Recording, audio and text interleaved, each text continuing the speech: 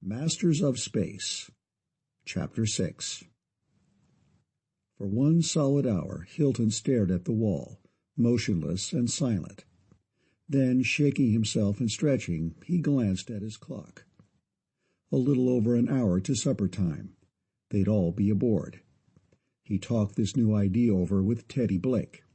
He gathered up a few papers and was stapling them together when Carnes walked in. "Hi, Bill. Speak of the devil. I was just thinking about you." "I'll just bet you were." Carnes sat down, leaned over, and took a cigarette out of the box on the desk. "And nothing printable either."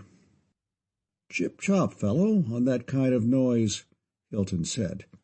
The team chief looked actually haggard. Blue-black rings encircled both eyes. His powerful body slumped. "How long has it been since you had a good night's sleep?" "How long have I been on this job? Exactly 120 days. I did get some sleep for the first few weeks, though." "Yeah. So answer me one question. How much good will you do us after they've wrapped you up in one of those canvas affairs that lace up the back?" "Huh? Oh, but damn it, Jarv, I'm holding up the whole procession. Everybody on the project's just sitting around on their tookuses waiting for me to get something done, and I'm not doing it. I'm going so slow a snail is lightning in comparison." "Calm down, big fellow. Don't rupture a gut or blow a gasket. I've talked to you before, but this time I'm going to smack you bow-legged. So stick out those big floppy ears of yours and really listen. Here are 3 words that I want you to pin up somewhere where you can see them all day long. Speed is relative. Look back. See how far up the hill you've come, and then balance 120 days against 10 years. "What? You mean you'll actually sit still for me holding everything up for 10 years? You use the perpendicular pronoun too much and in the wrong place. On the hits, it's we, but on the flops, it's I. Quit it. Everything on this job is we. Tara's best brains are on Team 1 and are going to stay there. You will not, repeat, not, be interfered with, pushed around, or kicked around. You see, Bill, I know what you're up against." "Yes, I guess you do. One of the damned few who do. But even if you personally are willing to give us 10 years, how in hell do you think you can swing it? How about the Navy, the Strets, even the board?" "They're my business, Bill, not yours. However, to give you a little boost, I'll tell you. With the Navy, I'll give 'em the fuel bin if I have to. The Omans have been taking care of the Strets for 2,700 centuries, so I'm not the least bit worried about their ability to keep on doing it for 10 years more. And if the board, or anybody else, sticks their runny little noses into Project Theta Orionis, I'll slap a quarantine onto both these solar systems that a microbe couldn't get through." "You'd go that far? Why, you'd be—" "Do you think I wouldn't?" Hilton snapped. "Look at me, Junior." Eyes locked and held. "Do you think, for 1 minute, that I'll let anybody on all of God's worlds pull me off this job or interfere with my handling of it unless and until I'm damned positively certain that we can't handle it?" Carnes relaxed visibly. The lines of strain eased. "Putting it in those words makes me feel better. I will sleep tonight, and without any pills either." "Sure you will. One more thought. We all put in more than 10 years getting our Terran educations, and an Oman education is a lot tougher." Really smiling for the first time in weeks, Carnes left the office, and Hilton glanced again at his clock. Pretty late now to see Teddy. Besides, he'd better not. She was probably keyed up about as high as Bill was, and in no shape to do the kind of thinking he wanted of her on this stuff. Better wait a couple of days.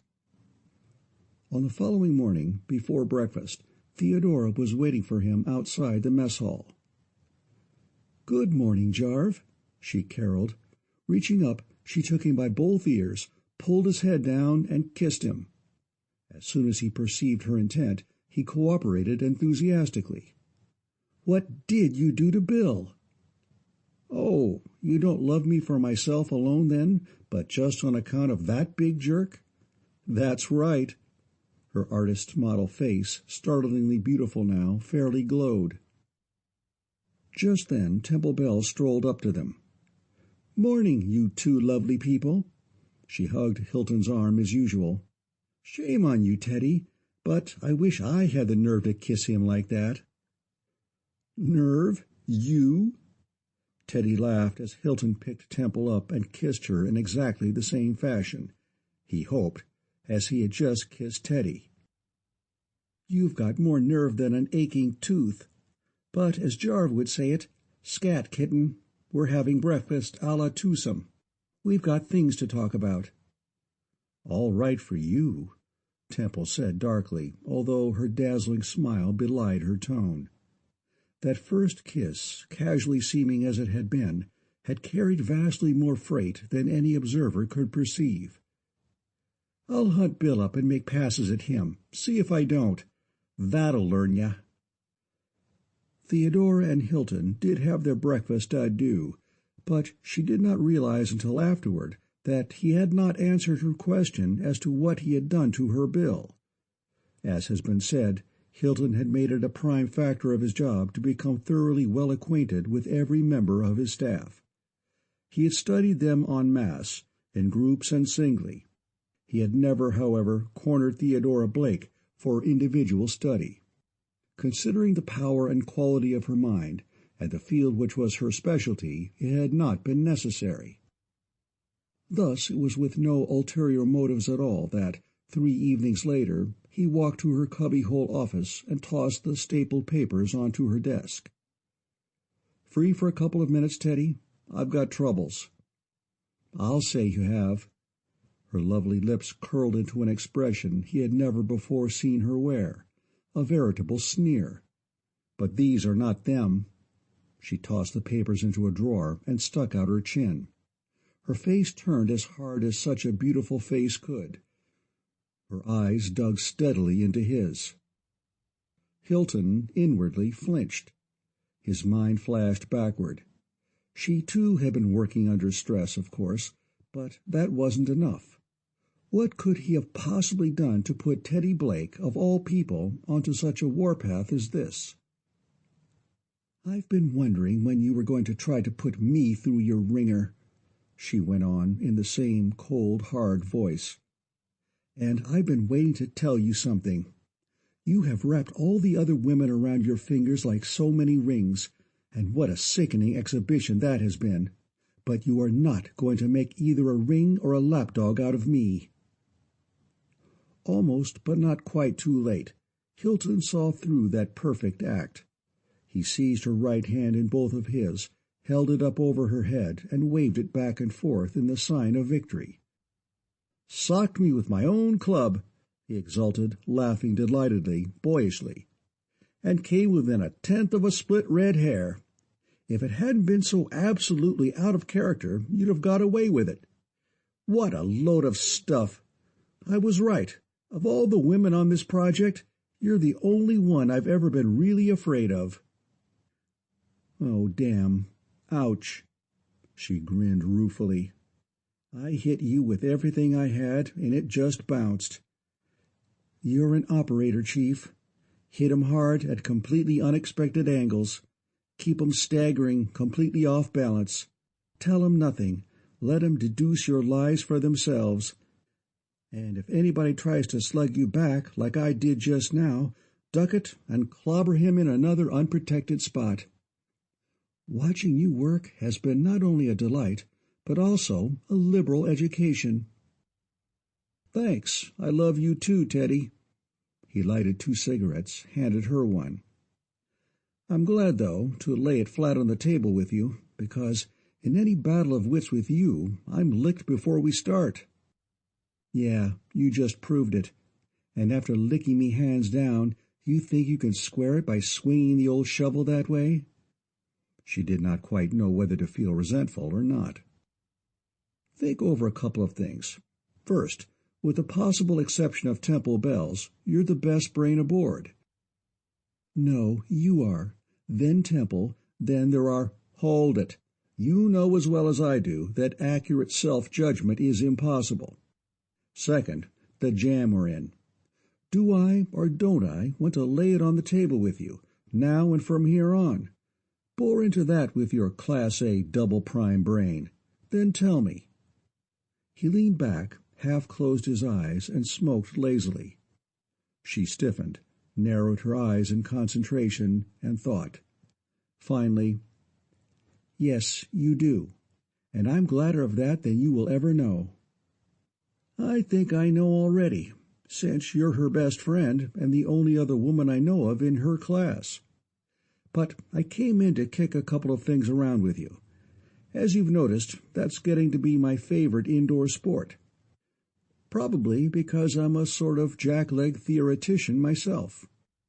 You can frame that, Jarve, as the understatement of the century. But first, you are going to answer that question you sidestepped so neatly. What I did to Bill? I finally convinced him that nobody expected the team to do that big a job overnight, that you could have 10 years, or more if necessary. I see. She frowned. But you and I both know that we can't string it out that long. He did not answer immediately. We could, but we probably won't, unless we have to. We should know, long before that, whether we'll have to switch to some other line of attack. You've considered the possibilities, of course. Have you got anything in shape to do a fine-tooth on? Not yet. That is, except for the ultimate, which is too ghastly to even consider, except as an ultimately last resort. Have you? I know what you mean. No, I haven't either. You don't think, then, that we had better do any collaborative thinking yet? Definitely not. There's altogether too much danger of setting both our lines of thought into one dead-end channel. Check. The other thing I wanted from you is your considered opinion as to my job on the organization as a whole. And don't pull your punches. Are we in good shape or not? What can I do to improve the setup? I have already considered that very thing at great length, and honestly, Jarve, I don't see how it can be improved in any respect. You've done a marvelous job, much better than I thought possible at first. He heaved a deep sigh of relief, and she went on. This could very easily have become a god-awful mess, but the board knew what they were doing, especially as to top man, so there are only about 4 people aboard who realize what you have done. Alex Kincaid and Sandra Cummings are 2 of them. One of the 3 girls is very deeply and very truly in love with you. Ordinarily, I'd say no comment, but we're laying on the line, well, you'll lay that on the line only if I corkscrew it out of you, so I'll QED it. You probably know that when Sandy gets done playing around, it'll be, bounce back, Teddy. She hasn't been. If anything, too much the opposite. A dedicated scientist type. She smiled, a highly cryptic smile. For a man as brilliant and as penetrant in every other respect. But, after all, if the big dope didn't realize that half the women aboard, including Sandy, had been making passes at him, she certainly wouldn't enlighten him. Besides, that one particular area of obtuseness was a real part of his charm. Wherefore she said merely, I'm not sure whether I'm a bit catty or you're a bit stupid. Anyway, it's Alex she's really in love with, and you already know about Bill and me. Of course, he's tops, one of the world's very finest. You're in the same bracket, and as a couple, you're a dry fit.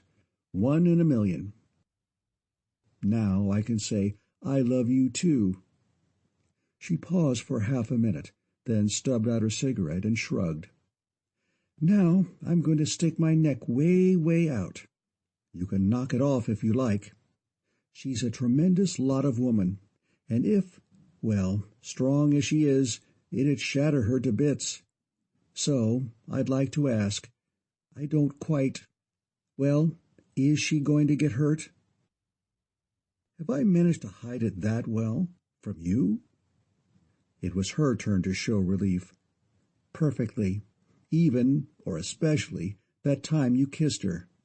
So damned perfectly that I've been scared green. I've been waking myself up screaming in the middle of the night. You couldn't let on, of course. That's the hell of such a job as yours. The rest of us can smooch around all over the place." I knew the question was extremely improper. Thanks a million for answering it. I haven't started to answer it yet. I said I'd lay everything on the line, so here it is. Saying she's a tremendous lot of woman is like calling the Perseus a nice little baby's bathtub toy boat. I'd go to hell for her any time, cheerfully, standing straight up, wading into brimstone and lava up to the eyeballs. If anything ever hurts her, it'll be because I'm not man enough to block it. And just the minute this damn job is over, or even sooner if enough of you couples make it so I can— "Jarvis!" she shrieked, jumping up. She kissed him enthusiastically. "That's just wonderful!" He thought it was pretty wonderful, too, and after 10 minutes more of conversation, he got up and turned toward the door. "I feel a lot better, Teddy. Thanks for being such a nice pressure relief valve. Would you mind it too much if I come in and sob on your bosom again some day?" "I'd love it." She laughed. Then, as he again started to leave, "Wait a minute. I'm thinking it'd be more fun to sob on her bosom. You haven't even kissed her yet, have you? I mean, really kissed her." "You know I haven't. She's the one person aboard I can't be alone with for a second." "True. But I know of one chaperone who could become deaf and blind," she said with a broad and happy grin. "On my door, you know, there's a huge invisible sign that says to everyone except you, 'Stop, brain at work, silence.' And if I were properly approached and sufficiently urged, I just conceivably might—" "Consider it done, you little sweetheart, up to and including my most vigorous and most insidious attempts at seduction." "Done. Maneuver your big husky carcass around here behind the desk so the door can open." She flipped a switch and punched a number. "I can call anybody in here any time, you know." "Hello, dear, this is Teddy. Can you come in for just a few minutes? Thanks." And 1 minute later there came a light tap on the door. "Come in," Teddy called, and Temple Bells entered the room. She showed no surprise at seeing Hilton. "Hi, Chief," she said. "It must be something both big and tough to have you and Teddy both on it."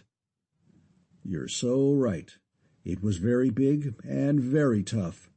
But it's solved, darling, so—" "Darling?" she gasped, almost inaudibly, both hands flying to her throat. Her eyes flashed toward the other woman. "Teddy knows all about us, accessory before, during, and after the fact." "Darling!" This time the word was a shriek. She extended both arms and started forward. Hilton did not bother to maneuver his big, husky carcass around the desk, but simply hurtled it straight toward her. Temple Bells was a tall, lithe, strong woman, and all the power of her arms and torso went into the ensuing effort to crack Hilton's ribs. Those ribs, however, were highly capable structural members, and furthermore they were protected by thick slabs of hard muscle. And fortunately, he was not trying to fracture her ribs. His pressures were distributed much more widely. He was, according to promise, doing his very best to flatten her whole resilient body out flat. And as they stood there, locked together in sheerest ecstasy, Theodora Blake began openly and unashamedly to cry. It was Temple who first came up for air. She wriggled loose from one of his arms, felt of her hair, and gazed unseeingly into her mirror. "That was wonderful, sweetheart," she said then shakily. "And I can never thank you enough, Teddy. But we can't do this very often, can we?" The addendum fairly begged for contradiction. "Not too often, I'm afraid," Hilton said, and Theodora agreed. "Well," the man said somewhat later, "I'll leave you two ladies to do your knitting or whatever. After a couple of short ones for the road, that is." "Not looking like that," Teddy said sharply. "Hold still, and we'll clean you up." Then, as both girls went to work, "If anybody ever sees you coming out of this office looking like that," she went on darkly, "and Bill finds out about it, he'll think it's my lipstick smeared all over you, and I'll strangle you to death with my bare hands." "And that was supposed to be kiss-proof lipstick, too," Temple said seriously, although her whole face glowed and her eyes danced. "You know, I'll never believe another advertisement I read." "Oh, I wouldn't go so far as to say that, if I were you." Teddy's voice was gravity itself, although she, too, was bubbling over. "It probably is kiss-proof. I don't think kissing is quite the word for the performance you just staged. To stand up under such punishment as you gave it, my dear, anything would have to be tattooed in, not just put on." "Hey," Hilton protested, "you promised to be deaf and blind." "I did no such thing. I said could, not would. Why, I wouldn't have missed that for anything." When Hilton left the room, he was apparently, in every respect, his usual self-contained self. However, it was not until the following morning that he so much as thought of the sheaf of papers lying unread in the drawer of Theodora Blake's desk. End of chapter 6.